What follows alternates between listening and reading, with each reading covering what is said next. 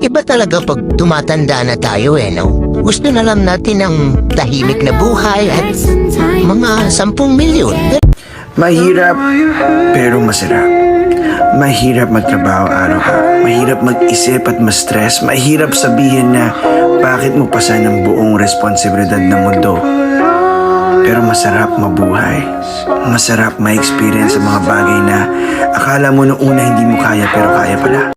One thing I learned as I mature, hindi mo kailangang manalo palagi sa mga argumento at hindi mo kailangang ipaliwanag palagi ang sarili mo sa ibang mga tao, lalo na kung ang isip nila ay sarado.